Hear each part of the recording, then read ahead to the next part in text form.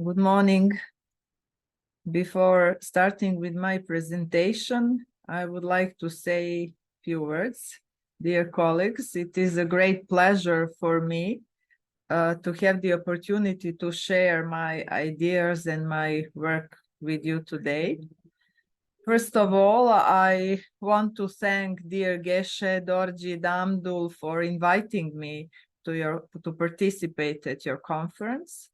And when he was in Belgrade in Serbia last March, we were having an amazing forum connected with the issues of understanding and eliminating, reducing suffering from the perspectives of Western and Eastern psychologies. And the idea of our further collaboration was being born then. And I would also like to thank dear Lilja Lazic for, first of all, enabling Geshi Dorje Damdul's arrival to Belgrade and the creative exchange of our perspectives that are quite different, looked out from the surface, but we found a lot of similarities at the essence.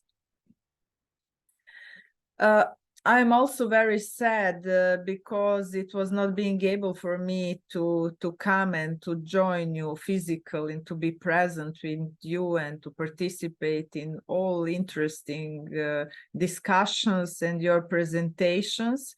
But I hope very much to join you at the next year conference in Delhi. So now I will begin with my presentation. I will try to share my presentation with you so that you could follow my talk much more easier. Hopefully it will work. I will tell you something today about knowing oneself in today's world of contradictions and liminality from the Jungian point of view.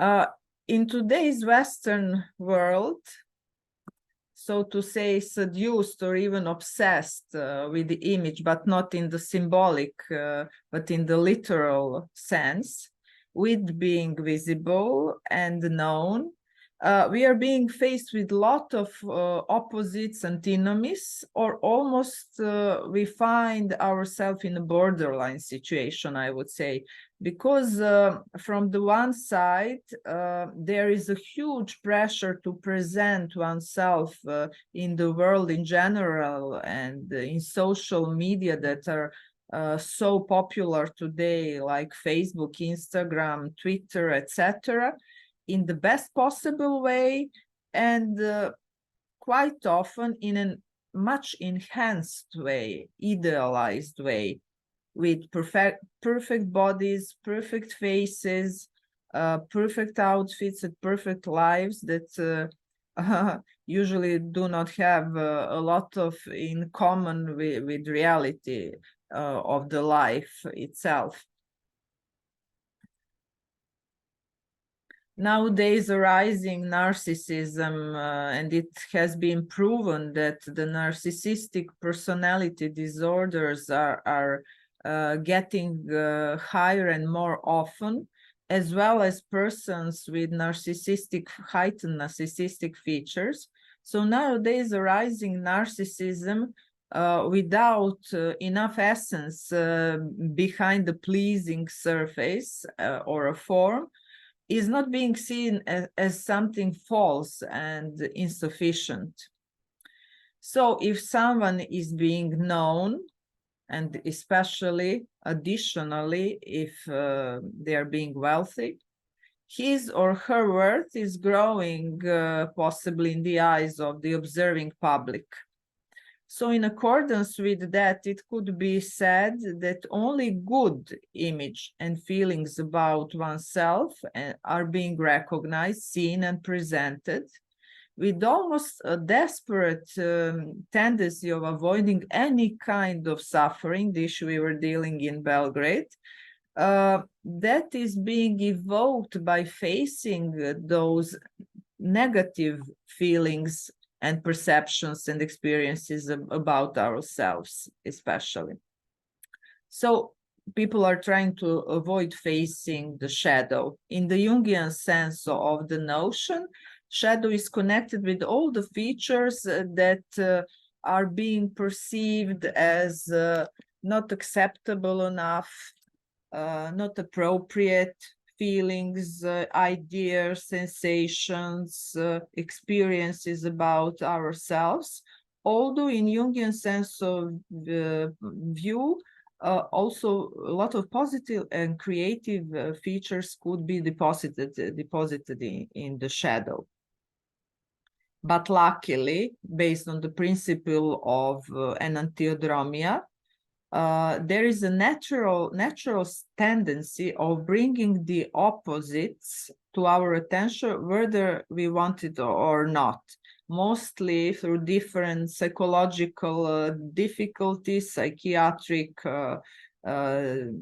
psychosomatic or somatic symptoms. And mostly through those symptoms, we are getting in contact with the initial sparkle that can start or continue the blocked process of individuation to start unfolding again during Jungian analysis or some other type of psychotherapeutic process. On the other side, the desire and longing to become visible and famous at any cost brings with itself the other side of the coin, meaning that some people are very prepared to expose or even to act out their most intimate, primitive, aggressive tendencies, behaviors, and features, only to be recognized by others. So the missing light in the eyes of the mother that should have been internalized in the early childhood, and or the relation with God from any possible religion, brings out the desperate hunger for being seen and accepted at any cost.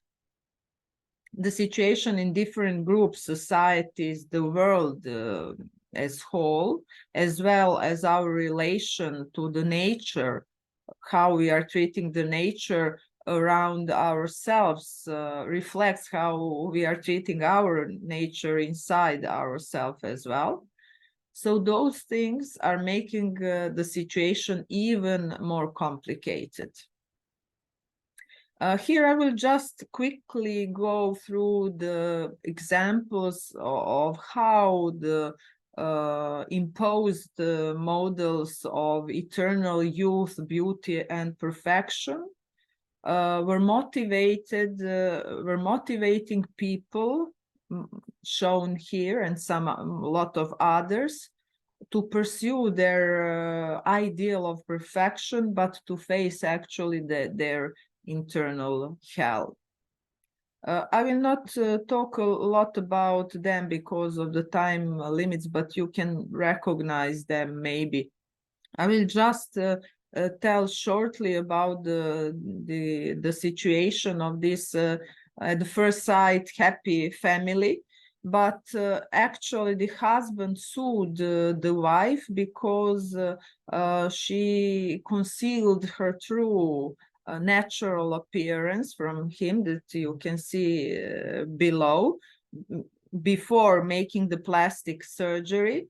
And then the children were being born, and the father was being unsatisfied because children were not being beautiful enough, thanks to the mother, as he thought. There is also a young man who wanted at any cost to look like Ken doll, and then like Barbie girl, and he paid enormous amounts of money, as well as the young girl below, and this other as well, to become perfect, to become dolls, instead of getting more in contact with their human features and their human nature and accepting them as they really are. One of the very important people who wrote about these phenomena that are hiding behind the situation that I was talking to you about is Guy Debord, and he wrote an amazing book that is called Society of the Spectacle. He's talking about dystopia, the degradation of human life in this book. And he's explaining the spectacle is being manifested through a huge positivity that exists out of any discussion. And it only says, I quote him, everything that is appearing is good, everything that is good will appear. So spectacle has a godly appearance in the consumeristic world. Its presence is enormous. It is ever-present ultimate authority. Trying to fight against the spectacle would equal an attempt to attack God, says Guy Debord. So this is one way of explaining on one perspective what is happening in the society that is evoking above mentioned changes and situations within persons. In the world of spectacle, the leading principle is the monologue of the narcissism, a preoccupation with oneself. There isn't any dialogue with the other, inside or outside ourselves. So we are, as Guy Debord borrowed the concept from David Reisman's book, we are lonely crowds nowadays. So another perspective that could help us to understand what is actually going on here is to introduce the notion of liminality, that is a well-known notion within the field of Jungian psychology. And people are diving into liminality while entering in different transitional periods between two stable phases of their life, among other things, like in puberty, adolescence, in midlife crisis, etc. But we are also entering liminality where there are huge transitional periods and uncertainties in societies, in the whole world, like the situation with COVID, the pandemic, with the different wars, the ones that are going on. People are becoming more uncertain. The feeling of not being grounded, of being betwixt and between, a sense of being isolated and not belonging, as well as the heightened uncertainty, are just some of the experiences one meets in the realm of liminality during pandemic in general in life. And that is something that sense of not being grounded is something that could evoke a lot of anxieties, depression, a lot of different psychological, psychiatric symptoms. And if they are not met in the right way, a lot of things could go wrong, as we just saw in the images that I showed you before.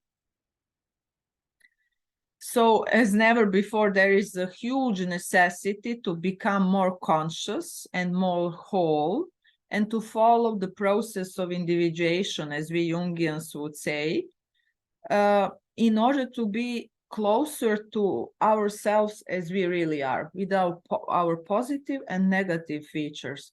So to know oneself through psychotherapy is one of the ways, besides meditation, for example, to get in contact with the whole spectrum of different positive and negative feelings and experiences about ourselves and others. So the society of spectacle is the opposite of imagination. It is about the superficial level, with the image for the sake of the image, without symbolic meaning. So Guy Debord was trying to represent a critique of the modern consumeristic culture and to deal with the estrangement between people, a cultural homogenization and mass media. And what is necessary to do is to go from the fascination with the image and superficiality towards imagination and introspection. So from the pure form to the essence, from the appearance to the profound levels of the psyche. So what can we do about that? We can work on the internal inside of staying with the work of the external that I was mentioning, photoshopping, posting pictures on social networks, doing plastic surgeries. We need to leave that out and to really work on ourselves from the inside. Then it is necessary to enlarge perception and to analyze one as he or she really is. It is necessary to get into contact with the imagination and the unconscious through dreams, active imagination, transference, counter-transference issues in analysis. Then it is necessary to accept and love oneself with one's good and weaker sides as well. Sincere dialogue with oneself instead of pretending, exaggerating, enhancing, or attention-seeking at any cost. Developing modesty and giving up the perfection-seeking and narcissistic patterns that looks for the confirmation of one's worth through constant admiration from others. Meditation is also one of the ways. Then in the safe space of the temenos, safe place of the analytical room, people are being accepted, understood, and received as they really are. By being seen as an authentic person through communitas, this is a Latin expression for an equal relationship between two or more people that we rarely encounter. We do that in analysis. Through communitas, a person is learning how to accept oneself more as a whole, and consequently, one is becoming able to perceive others more as they really are. Acquiring more sincere and modest, humble attitude is necessary, or even maybe the basic precondition for establishing more profound relationship with oneself that leads towards reduction of suffering that could be caused by the conflict of the person who cannot accept the whole diversity of feelings and experiences within him or herself. And also exactly that about what famous jazz musician Charles Mingus was talking. And it is making the simple complicated is commonplace, but making complicated simple is creativity. And that is something that we are trying to do within the psychotherapeutic process of Jungian analysis. So exactly that is our job while working with people who need to get in contact with the whole spectrum of their feelings, positive and negative, about themselves and the people that are surrounding themselves and about the world in general. We try not to impose the common, superficial, simplified solutions to our clients or patients, but by creating the possibility for them to come through active imagination or with the help of imagination in general, into the contact with their own creative potential. Also, by respecting individuality of persons and their authenticity, we are trying to help them to find, through complexity, their own simplicity. For the sake of the time, I will have to stop here, and I will have to say bye to you, and hopefully I will see you next year at the same place, I mean in New Delhi, at the Tibetan Cultural Center. Have a nice conference. Bye-bye.